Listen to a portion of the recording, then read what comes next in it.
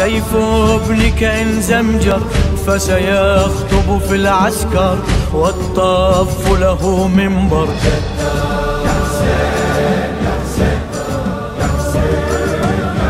عيدي ميدان الحرب إذا ما عجا صيدي أبطال في ساحات الهيجا سيفي سيسد. أعوذ بالله السميع العليم من الشيطان الرجيم. بسم الله الرحمن الرحيم. الحمد لله رب العالمين وبه نستعين وصلى الله على سيدنا محمد وآله الطاهرين وعلى الله دائم أجمعين. Une vidéo concernant toujours la connaissance de l'imam, le chapitre 62 de Usul al-Kafi, le volume 2. Les choses qui établissent que les imams sont les preuves d'Allah Azza wa Jal. Dans ce chapitre, il y a 7 hadiths. Je vais vous en citer que 4. Le hadith numéro 2.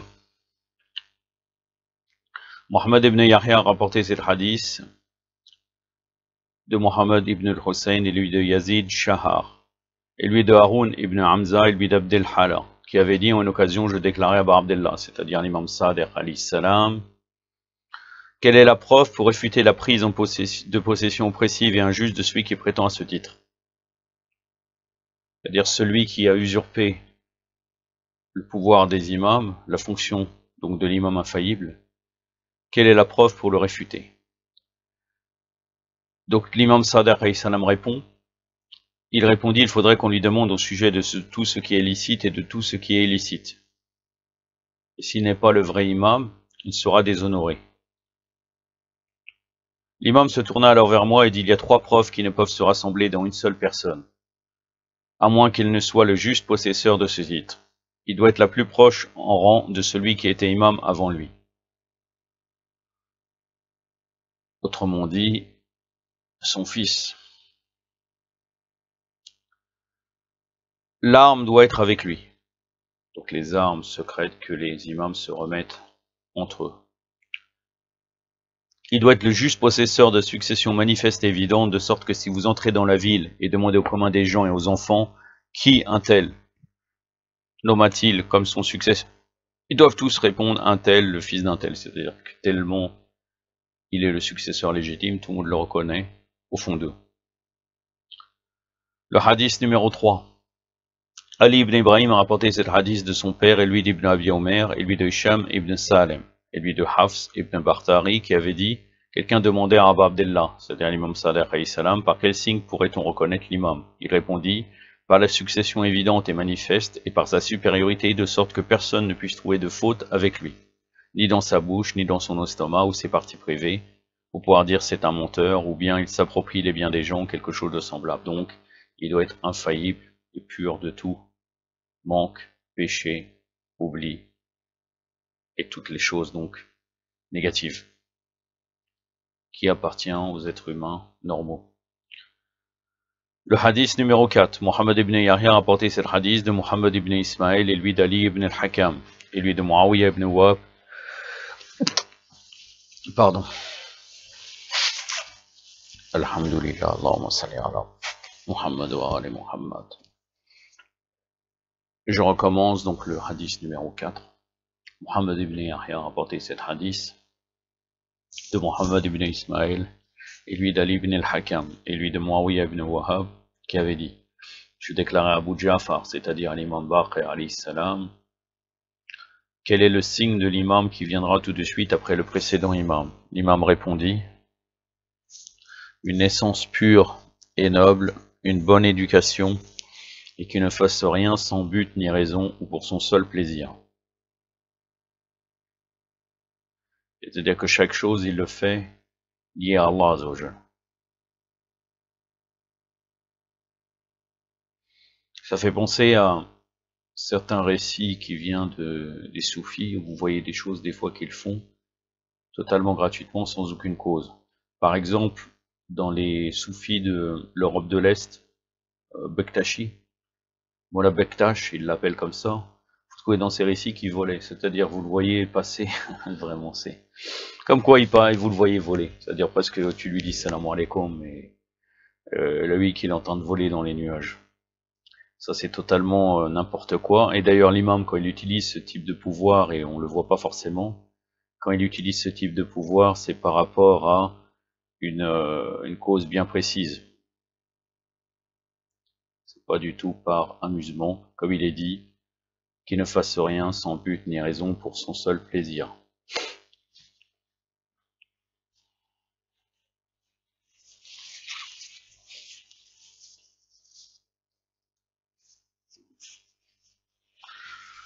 Le hadith numéro 7, et ça sera terminé. Ahmed ibn Mehran a rapporté cet hadith de Muhammad ibn Ali et lui d'Abu Basir qui avait dit: je demandais à Abul Hassan.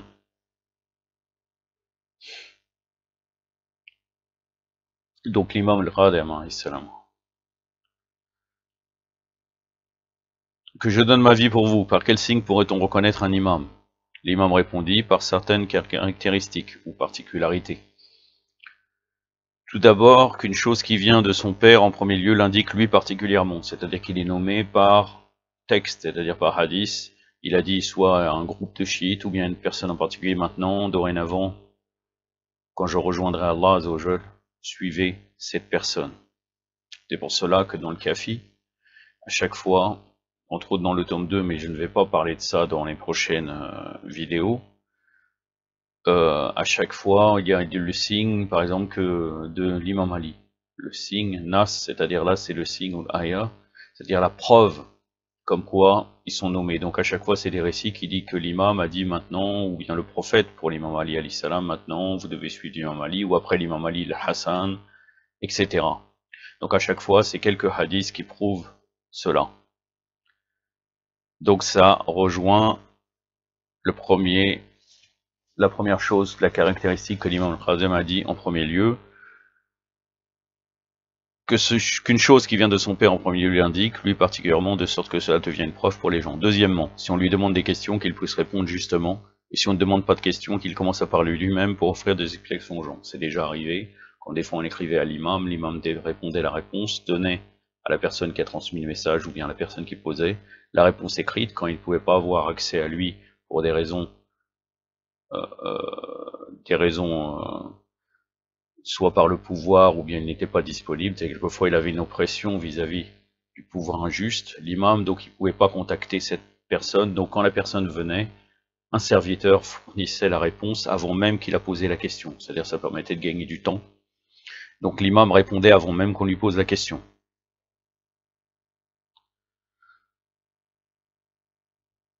Si on ne demande pas de questions, qu'il commence à parler lui-même pour faire des explications aux gens. Troisièmement, qu'il informe les gens au sujet de ce qui arrivera dans l'avenir. Là, vous trouvez des exemples dans plusieurs récits, entre autres, par exemple, l'imam Rida alayhi salam qui a indiqué que sa tombe, elle sera proche de Haroun al-Dalal, Haroun al-Rashid, l'arnatullah alayh. Quatrièmement, qu'il puisse parler en toute langue avec les gens. Ça aussi, c'est connu dans nos récits. Il me dit ensuite: ô Abu Muhammad, je vais te montrer un signe avant que tu t'en ailles. Sous peu, un homme qui venait de la région de Khorasan entra et commença à parler avec l'imam en langue arabe, tandis que l'imam lui répondit en langue farsi, c'est-à-dire persane. L'homme lui dit alors: que je donne ma vie pour vous. Je jure devant Allah que l'unique raison qui me retint de parler en dialecte khorasani était parce que je ne pensais que vous ne connaissiez pas. L'imam répondit: gloire à Allah, subhanallah. Si je ne peux vous trouver une bonne réponse, qu'est-ce qui me rend alors supérieur à vous tous? Il se tourna alors vers moi et me dit: oh Abu Muhammad, la langue d'aucune personne, d'aucun oiseau, d'aucun animal ou d'aucune chose qui possède une âme n'est cachée à l'imam. Par conséquent, celui qui ne possède pas ces caractéristiques n'est pas un imam. Voilà. Donc à travers cela, on pouvait comprendre qu'il n'y a que les imams, les 14 infaillibles, donc les 12 imams qui ont ces caractéristiques-là. J'en ai terminé avec le tome 2 dans la connaissance de l'imam. La dernière fois, je vous avais dit que j'aurais terminé dans ces sujets, puisqu'après, c'est surtout donc les preuves que l'imam est bien l'imam, donc à travers le précédent, à chaque fois, c'est comme ça que ça finit ce volume 2. Je ne vois pas utile de le faire, maintenant on pourrait revenir dans ça, mais de toute façon, ça reste pas une connaissance en plus qu'on peut avoir de l'imam. C'est-à-dire, c'était ça mon sujet. Le tome 3, ramène au corps des hadiths sur ces sujets-là. Donc je vais continuer avec le tome 3. Comme je vous disais, maintenant je pense que dans 2-3 mois, Inch'Allah, si je trouve du temps et j'ai pas des sujets intermédiaires à traiter, d'ici 2-3 mois, j'aurai fini avec ce sujet. Inch'Allah. Maintenant, comme d'habitude, je vais arriver au Mémorial des Justes. Ça va être un peu long, car le récit qui est cité dans le Mémorial des Justes aujourd'hui est l'émigration en Abyssinie. Donc, quand ils ont subi beaucoup de pression, les musulmans, le prophète sallallahu alayhi wa a dit « Va aller en Abyssinie », donc en Éthiopie, il y a le roi Habashi, donc le roi donc qui aime les croyants, donc il pourra vous accueillir. Et comme quoi c'est un souverain juste. Et donc ça, c'est dans le volume 1, la page 111, le récit numéro 55. Vous allez trouver une problématique venant de Cheikh Motari dans ce récit. Bizarrement dans ce sujet-là, il y a encore quelque chose qu'on ne veut pas citer certaines personnes, alors que là, vraiment, c'est des ennemis clairs. Ça n'a rien à voir avec les 3 usurpateurs. Étonnant. Vous allez voir cela. Et je vais rajouter une petite chose dans un autre livre pour compléter et qui a une valeur d'argument. Donc les émigrés en Abyssinie, d'année en année, de mois en mois, le nombre des musulmans s'accroissait à la Mecque. Les pressions et les difficultés que leur imposaient les Mécois, non seulement n'avaient pu faire renoncer à l'islam ceux qui y avaient adhéré, mais encore n'avaient pu endiguer le déferlement des gens, hommes et femmes, vers l'islam. Ce déferlement croissant de jour en jour, ainsi que l'absence de découragement et de blasement des musulmans vis-à-vis de l'islam, la persistance, l'obstination et la ferme adhésion de ces gens, qu'aucun moyen ne faisait renoncer, ajoutaient à la colère et au courroux des Koraïchites, qui ajoutaient jour après jour à la violence de leur action, de la persécution et des tourments qu'ils faisaient subir aux musulmans. Donc plus ça va, plus ils accentuaient leur oppression. La situation des musulmans devint précaire et ils patientaient toujours. Le prophète sallallahu alayhi wa sallam, pour empêcher provisoirement l'oppression exercée par les Koraïchites, proposa aux musulmans de quitter la Mecque et d'émigrer vers l'Abyssinie. Son souverain actuel, dit-il, est un homme équitable et juste. Vous pourrez passer un certain temps dans son voisinage jusqu'à ce que le Très-Haut procure à tous une grande prospérité.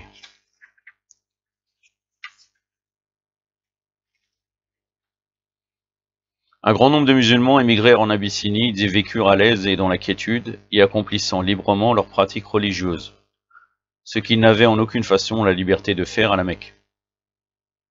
Les Koraïchites, dès qu'ils apprirent le départ des musulmans en Abyssinie et leur bien-être, tinrent conseil et conçurent un plan visant à faire rentrer les musulmans à la Mecque et à les avoir comme auparavant sous surveillance. De peur que ce ne s'établisse en Abyssinie un centre pour l'islam. À cette fin, ils choisirent parmi eux 2 hommes aptes et ingénieux qu'ils envoyèrent accompagnés de nombreux présents pour Najashi, souverain d'Abyssinie, et de nombreuses hôtes pour les dignitaires, les hautes personnalités et les proches de Najashi, dont les propos étaient influents auprès du souverain. Là, vous voyez, il dit 2 hommes, alors qu'en vérité, je ne sais pas pourquoi il ne le cite pas, parce que c'est déjà arrivé dans d'autres récits du Mémorial des Justes, il cite, mais quand même, c'est comme s'il veut défendre Amn al-As. C'est-à-dire, c'est pas le défendre, mais de montrer, encore une fois, dans un objectif de unité, puisque Amn al-As fait partie, d'après la doctrine des Mukhalifin, d'un compagnon. Amn al-As, qui était le conseiller de Muawiyah, on pourrait dire qu'il joue un rôle dans l'assassinat de Malik el-Ashtar, qui était gouverneur d'Égypte, le fameux Malik el-Ashtar el-Nakha'i, le fameux compagnon de l'imam Ali alayhi salam. Et Muawiyah avait tué Mohammed ibn Abu Bakr, qui était l'ancien gouverneur d'Égypte, et après Amn al-As, c'est comme cela qu'il est devenu gouverneur d'Égypte, l'arnatullah alayh. Et là, il ne veut pas, il ne le cite pas. D'ailleurs, c'était un ennemi notoire, mais il est vu comme un compagnon, comme Muawiyah d'ailleurs est vu comme un compagnon, l'arnatullah alayh. Donc la question qui se pose, est-ce que Cheikh Motari aurait cité Muawiyah? Ça, je ne sais pas, mais Amn al-As, apparemment, ça pose problème de le citer. Donc, ces 2 personnes qui ont été envoyées, c'est Amn al-As et Abdallah ibn Abi Rabah. Arrivé en Abyssinie, ordonnait-il à ces 2 hommes, allez voir d'abord les dignitaires et les proches de Najashi. Donnez-leur leurs présents et dites-leur ceci. Un certain nombre de nos jeunes inexpérimentés et ignorants ont dernièrement abjuré notre religion sans pour autant adhérer à la vôtre et sont à présent venus sur votre terre. Les grands de notre tribu nous ont envoyés auprès de vous pour vous prier de les faire sortir de votre pays et de nous les livrer. Nous vous prions de soutenir notre point de vue lorsque cette affaire sera exposée en présence de Najashi. Entre-temps, et ça ce n'est pas dans le moral des justes, Abu Talib, le soutien du prophète, le croyant de Quraysh, ceux que les mukhalifines définissent comme un kafir, subhanallah, le père de l'imam Ali alayhi salam, quand il est au courant du départ de la délégation qurayshite pour l'Abyssinie, il se mit à écrire une belle poésie qui faisait grandement l'éloge du roi, en l'invitant et en l'encourageant à devenir le protecteur généreux de ces immigrés et de ne pas les renvoyer inutilement. Là encore une fois, à travers ce soutien indéfectible envers le prophète sallallahu alayhi wa sallam, envers l'islam, on peut voir encore une preuve qu'il était vraiment musulman. Après, effectivement, il n'a pas pu, pour des raisons peut-être personnelles ou de réalité, ne déclarer son islam d'une manière vraiment forte. Mais tous ses actes, entre autres les poésies qu'il avait sur le tawhid, le fait qu'il a fait le mariage, c'est lui qui a fait le discours du mariage entre le prophète sallallahu alayhi wa sallam et Khadija alayhi salam, prouve qu'il était un croyant et un musulman. Là, regardez sa poésie donc. Ah, combien j'aurais voulu savoir ce qui est venu de Ja'far ibn Abi Talib, Ja'far al-Tayyar, qui est tombé martyr à la bataille de Tabouk, et que le prophète sallallahu alayhi wa sallam, il a dit il a deux ailes pour aller vers le paradis. Donc Ja'far al-Tayyar alayhi salam. Ah, combien j'aurais voulu savoir ce qui est venu de Ja'far, de ce pays lointain, et ce qu'il fait avec Amr, donc Amr al-As, son ennemi juré, cet ennemi le plus acharné, l'Arnatullah alayh. Parmi les ennemis de notre famille, les bontés de Najashi sont-elles parvenues à Ja'far et à ses compagnons, ou bien des méchants l'ont empêché? Ô roi d'Abyssinie, sache que tu es toujours grandiose et loin de toute méchanceté, tu restes pur. Celui donc qui prend refuge auprès de toi ne rencontrera aucune souffrance. Sache que Allah t'a accordé un haut rang et que toutes les bontés sont rassemblées dans ta personne. Tu es la source de la générosité et l'océan de magnanimité, de sorte que tes bienfaits atteignent également et tes ennemis. C'est-à-dire comme quoi tu es un souverain juste, et pour ne pas déroger à la justice, tu te dois de continuer à soutenir les musulmans. Voilà. Et après on dit que Abu Talib est un mécréant. Allahu Akbar. Je continue le récit dans le livre Mémorial des Justes. Les députés qurayshites visitèrent ainsi un à un les grandes et les hautes personnalités et leur donnèrent à chacun un présent, leur faisant promettre à tous d'approuver leur point de vue en présence du souverain. Puis ils se rendirent auprès de Najashi lui-même, lui offrirent les présents suprêmes et précieux qui lui étaient destinés et exposèrent leurs requêtes. Comme convenu antérieurement, les membres de l'assistance parlaient tous en faveur des députés qurayshites, unanimement d'avis que soit donné l'ordre immédiat d'expulser les musulmans et de les livrer aux représentants de leur tribu. Mais Najashi, lui, ne céda pas à ce point de vue. Il dit, des hommes sont venus de leur patrie se réfugier dans notre pays. Il n'est pas juste que j'émette contre eux un jugement par défaut et ordonne leur expulsion, sans ouvrir une enquête ni même les avoir vus. Il est nécessaire que je les convoque et que j'écoute leurs propos pour voir ce que je dois faire. Lorsque Najashi prononça cette dernière phrase, le visage des députés qurayshites blêmit, et leur cœur se mit à palpiter, car s'ils craignaient une chose, c'était bien ce face-à-face de Najashi avec les musulmans. Ils eussent préféré que les musulmans demeurent en Abyssinie, mais ne sont point mis en présence de Najashi. Car qu'en est-il de cette nouvelle religion, songeait-il, sinon qu'elle tient tout ce qu'elle a du discours et du verbe? Quiconque s'est épris de cette religion n'a-t-il pas été en entendant une série de propos particuliers dont Muhammad sallallahu alayhi wa sallam dit qu'ils ont été révélés par Dieu? Ces discours ne recèlent-ils pas un attrait fascinant? Dès lors, qui sait? Et si les musulmans venaient dans cette assemblée y prononcer ces mêmes paroles qu'ils savent tous par cœur, c'est-à-dire le Coran, et qu'ils avaient le même effet qu'elles avaient eu et ont toujours dans l'assemblée de la Mecque? Mais que faire? Il était déjà trop tard. Najashi ordonna que soit amené en sa présence ce groupe que l'on disait s'être réfugié en Abyssinie. Donc vous voyez encore que c'était un roi juste et un juge, car il ne s'est pas contenté des deux envoyés de Quraysh. Il a demandé à entendre l'autre partie, chose qu'un juge doit toujours faire. C'est-à-dire quelqu'un se plaint, il faut voir ce que dit l'autre. Normalement, c'est comme ça que ça se passe. Les musulmans étaient parfaitement au courant de la venue des députés Qurayshites, de leurs dons et de leurs allées et venues chez les dignitaires et les membres de la cour de Najashi, ainsi que du but de leur voyage en Abyssinie. Ils étaient évidemment très inquiets à l'idée que le plan des Qurayshites produise son effet, qu'ils soient contraints d'être envoyés à la Mecque. Lorsque le messager de Najashi vint les convoquer, ils surent que le danger était imminent. Ils se réunirent et tinrent conseil pour décider de ce qu'ils diraient dans cette assemblée.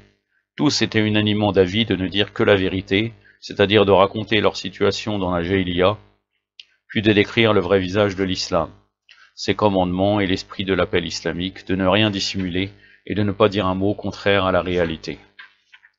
C'est avec cette pensée et cette décision qu'ils pénétrèrent dans l'assemblée. Par ailleurs, s'agissant de mener l'enquête au sujet d'une nouvelle religion, Najashi avait ordonné que soit présent dans cette assemblée un certain nombre de membres du clergé de la religion abyssine, officielle de l'époque, qui était le christianisme. De nombreux évêques y participèrent donc selon un cérémonial particulier. Un livre saint fut posé devant chacun d'eux. Quant aux autorités politiques, elles se placèrent également chacune à leur place particulière. Le protocole impérial et le cérémonial religieux de connivence avaient donné à l'assemblée une majesté et une magnificence particulières. Quand à Najashi, il était assis à la place d'honneur, et les autres s'étaient placés chacun selon son grade. Tout spectateur se sentait spontanément humble face à cette grandeur et ce cérémonial. Les musulmans auxquels la foi en l'islam avait conféré une prestance et une dignité particulière ne se laissèrent pas influencer ni impressionner par cet apparat, et pénétrèrent dans cette grandiose assemblée avec dignité et sérénité. Ja'far ibn Abi Talib alayhi salam entra le premier, suivi des autres un à un, mais il ne prêtait, semble-t-il, aucune intention à toute cette gloire, toute cette magnificence. Qui plus est, ils ne respectèrent pas la civilité coutumière de l'époque à l'égard du souverain, qui consistait à faire témoignage d'humilité et à baiser la terre. Ils entrèrent et saluèrent.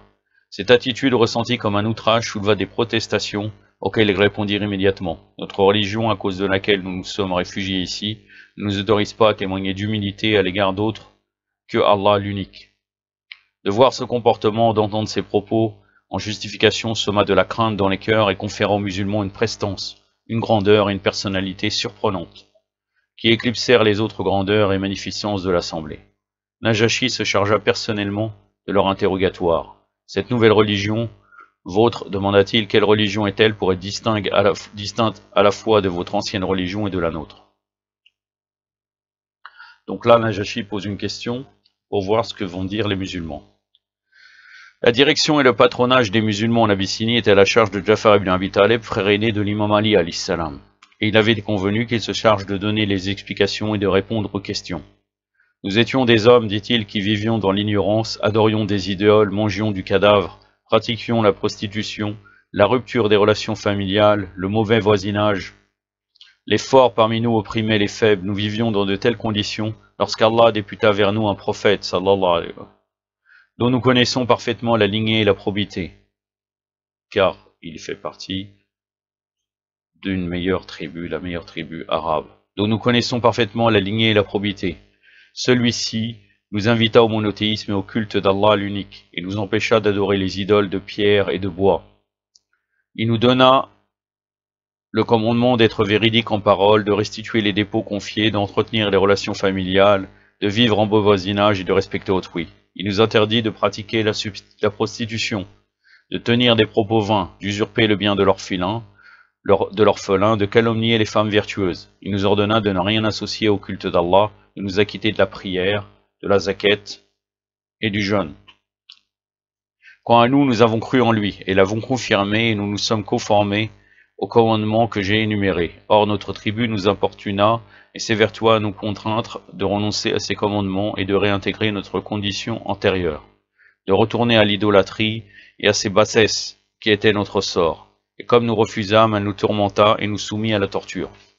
C'est pourquoi nous sommes expatriés et sommes venus dans votre pays, et nous espérons que nous soyons ici en pleine sécurité. Lorsque le discours de Ja'far en arriva à ce point, Najashi lui demanda de ces paroles dont votre prophète dit qu'elles sont révélations venues à lui d'un autre monde. A-t-il quelque chose en mémoire? As-tu quelque chose en mémoire? Oui, répondit Ja'far. Récites-en quelque chose, dit Najashi. Prenant en considération la situation de l'assemblée, dont tous les membres étaient chrétiens jusqu'au souverain en personne, et le fait que les évêques avaient tous eu tous devant eux le livre saint des évangiles et que l'assemblée vibrait de sentiments chrétiens, Ja'far alayhi salam se mit à réciter la sourate Maryam qui se rapporte à Maryam, Isa, Yahya et Zakaria. Alayhum salam wa afdala salat ala Muhammad wa ali Muhammad. Et lut avec sérénité et fermeté les versets de cette sourate dont les courts intervalles et finales identiques engendraient une mélodie particulière. Oui, parce que dans sourate Maryam, à chaque fois, ça termine toujours en chaque verset. Il y a 98 versets et tous se terminent de la même manière. Donc ça attire au corps une mélodie, et même avec les textes différents et le récit, ça donne vraiment un miracle, le miracle du Coran. Par la récitation de ces versets, Ja'far voulait transmettre aux chrétiens la logique tempérée et juste du Coran à propos d'Aïssa et de Maryam, et de leur faire comprendre que le Coran, tout en les sanctifiant au plus haut point, les tient à distance du divin. L'assemblée revêtit un état surprenant et des larmes se mirent à ruisseler sur les joues de tous. Je jure par Allah, dit Najashi, que la vérité de ce qu'a dit Aïssa, alayhi salam, et cela même, ces paroles et celles-là procèdent de la même origine. Puis se tourna vers les représentants Qurayshites en disant « Allez-vous-en, donc vaquez à vos affaires », et leur rendit même leur présent. Par la suite, il devint officiellement musulman et quitta ce monde en la 9e année de l'Hégire. À distance, le prophète fit la prière pour sa dépouille. Allahumma salli ala Muhammad wa ali Muhammad. Donc là, vous voyez, tellement Najashi a été touché par la vérité, il n'a même pas écouté ce qu'ont dit ces deux envoyés Qurayshites.